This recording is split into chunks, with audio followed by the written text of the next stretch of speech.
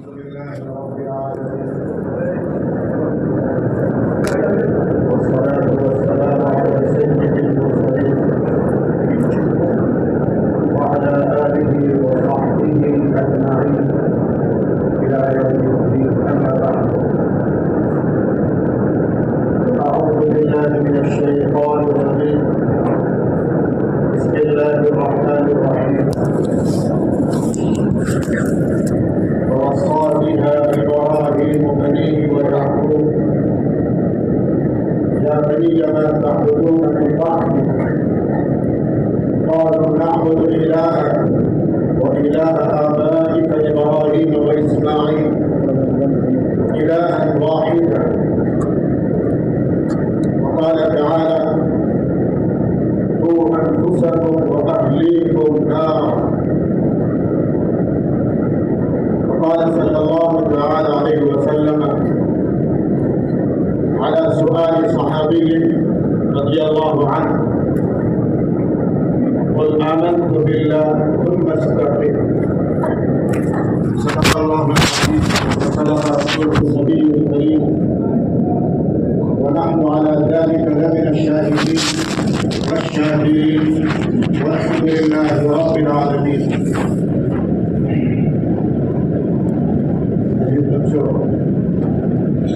آپ کے سامنے قرآن کریم کی جو مختصر آیتیں تلاوت کی گئی، اللہ کے رسول صلی اللہ تعالی علیہ وسلم کا ایک مختصر ارشاد تلاوت کیا گیا۔ عزیز بچوں، ہم جانتے ہیں کہ اللہ نے یہ کائنات، یہ پوری دنیا ہم انسانوں کی ہدایت کے لیے بنائی ہے اور آزمائش کے لیے بنائی ہے۔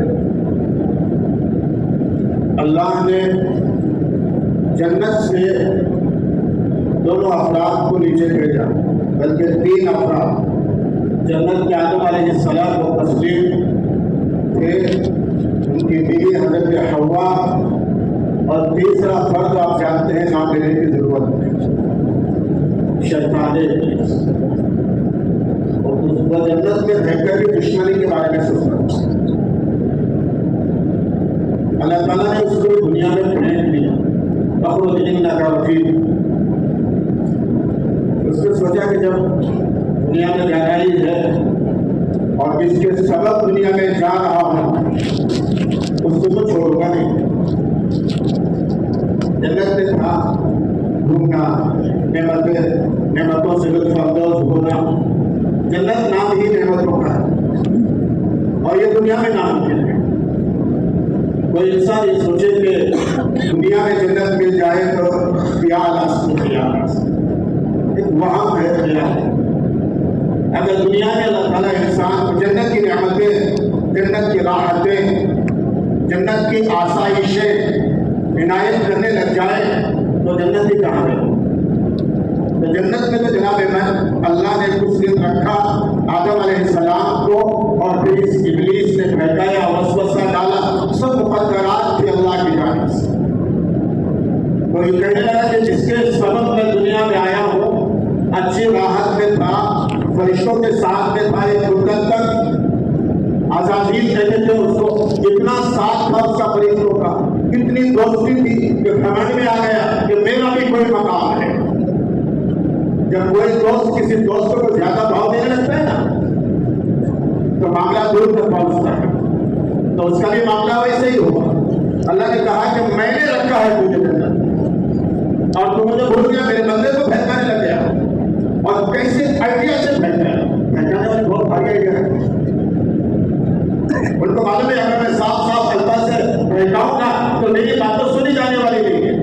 بڑی چکنائیت کے ساتھ، بڑی شاطرانہ طریقے پر ابلیس نے حضرت آدم علیہ السلام کو وسوسہ ڈالا، بہکایا، کوشش کی کہ بھائی درخت کے قریب جاؤ گے تو تم ہمیشہ جنت میں رہو گے، اور اللہ نے کہا تھا کہ اللہ تعالیٰ ہذه الشجرة وتكون من الظالمين۔ یہ اس نے سن لیا کہ اللہ نے منع کیا ہے، ابھی قریب جانے والے نہیں، اپنے کو ان کو قریب بھیجنا ہے۔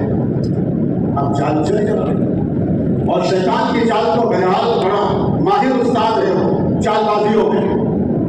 کو کس پلیٹ فارم سے، کس کو کس میدان سے اور کس کو کس فکر سے بھٹکانا، وسوسہ ڈالنا ہے۔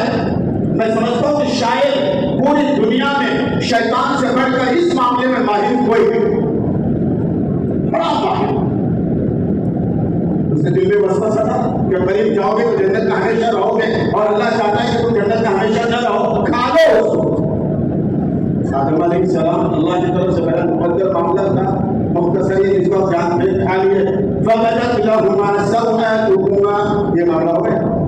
يَخْصِفَانِ مِنْ وَرَقِ الْجَنَّةِ، یہ بھی معاملہ ہو گیا۔ پھر اللہ نے کہا کہ اب تم یاد رہنے کے لائق نہیں، اب جاؤ اہبطوا مِصْرًا، نیچے اتر جاؤ کہیں بھی شہر میں۔ اب پھر آئے، اب جناب تینوں نیچے آ گئے، آدم علیہ السلام بھی، حوا بھی اور یہ باقی۔ اب اس کو چین نہیں آ رہا، قرار نہیں ہے اس کو کہ میں آخر آدم کو اور اولاد آدم کو کیسے بھیجوں؟ اچھا اتنا واقف تھا یہ کہ اس نے اللہ سے اجازت بھی لے لی، آخر میں الہیوں میں بات ہو، اللہ نے کہا کہ جا تین نہ سمجھنے میں ہوگا، معلوم تھا اتنا خاص کرے گا، برباد ہے گا، اللہ نے کہا اور کہہ بھی رہا ہے بڑی جرأت اور ہمت کے ساتھ کہ تیرے میں بندوں کو بھٹکاؤں گا، وَلَأُضِلَّنَّهُمْ وَلَأُمَنِّيَنَّهُمْ وَلَآمُرَنَّهُمْ، کتنی تاکیدوں کے ساتھ بات کر رہا ہے۔ یعنی تاکید اور میں سب سے دونوں جمع ہے، ایک بات میں دونوں جمع ہے، کتنی تاکید پاورفل انداز ہے، جیسے گھڑی پاورفل انداز میں کر رہا ہے کہ میں تیرے بندوں کو ہر جہت سے، ہر طریقے سے، ہر لائن سے بھیجوں۔ دل میں شرما کر بول رہا ہے اِلَّا عِبَادَكَ الْمُخْلَصِينَ،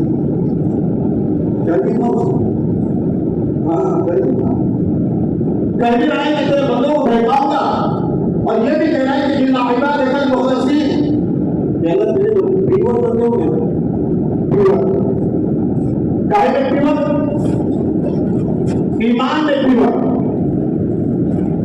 اعمال میں پیور، فکر میں پیور، عقیدے میں پیور، صحیح سوچ میں پیور، صحیح عمل میں پیور، صحیح علم میں پیور۔ جب یہ تمام چیزیں تیرے مخلص بندوں کے پاس جمع ہو جائے گی تو میں ان کو نہیں دے رہا ہوں۔ اس لیے پہلی بات ہے اس نے اِلَّا عِبَادَكَ الْمُخْلَصِينَ۔ نتیجہ یہ نکلا میرے بھائیوں بچوں کہ اللہ نے دنیا میں جب ہمیں بھیجا ایک عجیب اور اہم ترین چیز دے کر، بس نعمت دے کر بھیجا، اور میرے بھائیوں کو نعمت ہے ایمان کی نعمت۔ ایمان کی نعمت اتنی بڑی نعمت ہے، ایمان کی نعمت کہ ہم اس کا شمار کر ہی نہیں سکتے۔ قرآن کریم کی دوسری آیت میں نے پڑھی جس میں اللہ فرما رہے ہیں قُوا أَنفُسَكُمْ وَأَهْلِيكُمْ نَارًا، اور ادھر جو پہلی آیت میں نے پڑھی اللہ کے نبی حضرت ابراہیم علیہ السلام و تسلیم، ان کے بعد یعقوب علیہ السلام اپنے بیٹوں کو لے کر بیٹھے ہوئے ہیں اور سوال کر رہے ہیں کہ ماں تعبدون من بعدی۔ سوال یہ ہوتا ہے کہ ایک طرف نبی ہیں ابراہیم علیہ السلام و تسلیم، حضرت یعقوب علیہ السلام اللہ کے نبی، اور آپ جانتے ہیں کہ انبیاء کرام ایمان میں طاقتور اور مضبوط ترین ہوا کرتے ہیں۔ دنیا کی کوئی طاقت، دنیا کا کوئی طوفان، دنیا کا کوئی زلزلہ انبیاء کرام کے ایمان کو متسلسل متحرک نہیں کر سکتا۔ تو ان کے اولاد جو ان کے ماتحت تربیت پائی ہے ان کا ایمان بھی اسی انداز کا ہوگا، لیکن اس کے باوجود بھی وقت کے عزیز ترین نبی حضرت ابراہیم علیہ السلام اپنے اولاد سے کہہ رہے وَوَصَّىٰ بِهَا إِبْرَاهِيمُ وَبَنِيهِ مَا تَعْبُدُونَ مِن بَعْدِهِ، کہ میرے بیٹو ایک سوال ہے اور دل پلٹنے والا سوال ہے کہ تم میرے بعد، ہمارے بعد تم کس کی عبادت کرو گے، کس کی پرستش کرو گے، کس کے سامنے اپنا وعدہ دیکھو گے، کس کو اپنا سب کچھ قرار دو گے؟ چونکہ انبیاء کی اولاد تھی، تربیت یافتہ تھی، اس نے ایک زبان ہو کر کہا نَعْبُدُ إِلَٰهَكَ نَعْبُدُ إِلَٰهَكَ وَإِلَٰهَ آبَائِكَ۔ کیا آپ کیسے سوال کر رہے ہیں؟ آپ نے ہماری تربیت کی ہے، آپ ہمارے مربی عظیم ہیں، ہم آپ کے مربع ہیں، آپ نے تربیت کی ہے، کیسے آپ کے دل اور خیال میں بات آئی کہ ہم آپ کے دنیا سے پردہ کر جانے کے بعد اللہ کی ذات کے علاوہ کسی اور کی عبادت کریں گے؟ کیسے ممکن ہے؟ ہم آپ کے معبود کی عبادت کریں گے۔ آپ کے آبا اجداد ابراہیم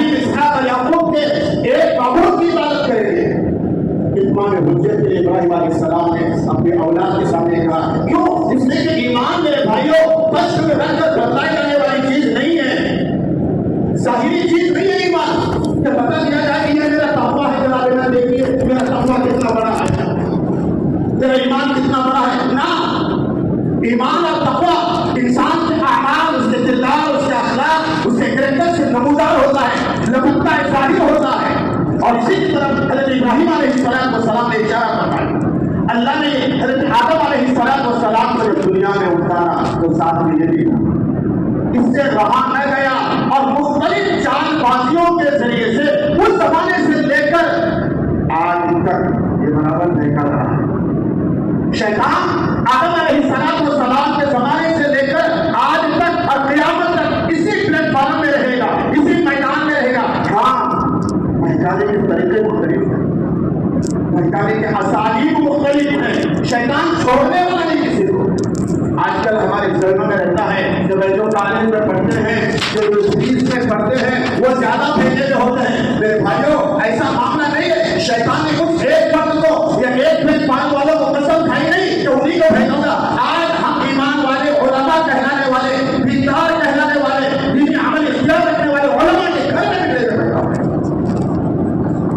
کیا شکایت نہیں کسی سے؟ ہمارے اپنے گھروں میں الحاد اور بے دینی آپ سمجھتے صرف کالجوں میں ہے نا. شیطان نے آج کے زمانے میں، آج کے دور میں الحاد اور بے دینی کی جو بھولیا کہہ لیجیے، اس کو ڈبا کہہ لیجیے، اس کو سب کے جب میں ڈالے موبائل کے نام سے. کون سے بچا ہوا ہے؟ نہ کسی صوفی کا گھر بچا ہوا ہے، نہ کسی مولوی کا گھر بچا ہوا ہے، نہ کسی دائی کا گھر بچا ہوا ہے، نہ میرا گھر بچا ہوا ہے. شیطان نے گھر کا استعمال کیا اور آج سے وہ ہے چل رہا ہے. لیکن اللہ نے اس کی جانب مجھے اور آپ کو جو ایک نعمت عطا فرمائی ہے وہ ایمان کی نعمت. اور اسی لیے صحابی نے اللہ کے نبی صلی اللہ علیہ وسلم سے پوچھا تھا کہ اللہ کے نبی مجھے کوئی ایسی بات بتائیے لا اسألک بعد، میں آپ کے بعد کسی سے نہ پوچھوں. حضرت پاک علیہ السلام نے کیا فرمایا؟ نبی کو تفریح کیا فرمایا؟ قل آمنت باللہ ثم استقم. استقامت لازم ہے، ضروری ہے. حضرت پاک علیہ السلام نے فرمایا کہ تم یہ کہو کہ میں اللہ پر ایمان لایا اور پھر جمے رہو. استقامت کا لفظ اللہ کے نبی صلی اللہ علیہ وسلم نے کیوں فرمایا؟ کبھی ہم اس کو غور نہیں کرتے عزیزوں کہ اللہ کے نبی صلی اللہ علیہ وسلم کے زمانے سے 1400 سال پہلے، 1450 سال پہلے کی بات، اور آج ہی زمانہ آیا ہے. پیغمبر علیہ السلام نے اس موقع میں فرمایا جب صحابہ کے زمانے میں حضور نے یہ لفظ فرمایا آمنت باللہ ثم استقم. اپنے ایمان میں دائم اور قائم رہنا وقت کا سب سے بڑا تقاضا ہے اور وقت کا سب سے بڑا دلیل ہے. اس لیے حضور پاک علیہ السلام کو معلوم تھا صحابہ کرام کا زمانہ اور اللہ کے نبی صلی اللہ علیہ وسلم کا زمانہ تو میرے بھائیوں بہت دور تھا. اس وقت یہ حالات تھے اور آج کے حالات الگ نہ ہوئی. آپ کا سمجھتے ہیں کہ آج کے حالات اس زمانے کے تھے، اس موقع پر اس زمانے میں، بلکہ اسلام کے 1000 سال بعد جب اسلام پھیل رہا تھا اور اسلام سے چرچا تھا تبھی اسلام کے دشمن تھے. لیکن اللہ نے اسلام کے مقام اور مرتبے کو لوگوں کے دلوں میں جمع کر رکھا تھا. 1000 برس کے بعد 15ویں یا 16ویں صدی کے اندر بہت بڑا عثمانی خلیفہ بادشاہ تھا. اس کے زمانے کا واقعہ ہے کہ ہر طرف ایمان ہی ایمان، اسلام ہی اسلام. ایک مرتبہ ایسا ہوا ایک مسلمان یہودی کے بستی سے گزرا. ایک مسلمان ایمان والا، میں ایمان کا وہ بتا رہا ہوں، ایمان کی کشش بتا رہا ہوں، ایمان کے اخلاق کا وہ بتا رہا ہوں. ایک مسلمان یہودی کی بستی سے گزرا یا گزر رہا تھا. یہودی کے خوف اور کافر نے دیکھا جب مسلمان گزر رہا ہے اپنے کلیساؤں اور گرجا گھروں کے تمام گھنٹوں کو بند کر دیا کہ نہیں، ہماری بستی میں آج ایک مسلمان آیا ہے، اس احترام اور ادب میں ہم اپنے کلیساؤں کے گھنٹوں کو بند کر دیں. یہ روح تھا ہمارا، یہ ضرورت تھا ہمارا، یہ ایمان تھی ہمارا، یہ ایمان کی طاقت اور دولت تھا ہمارا. لیکن آج جب ہم کہیں سے گزرتے ہیں اور ایمان کے علاوہ کی آوازیں آتی ہیں تو کیا آپ سوچتے ہیں کہ آپ کی وجہ سے آوازیں بند ہوگی اور زیادہ آوازیں ہوگی؟ کیوں؟ اس لیے کہ آج ہمارے اندر کی مایا، اندر کا ایمان مضبوط نہیں ہے.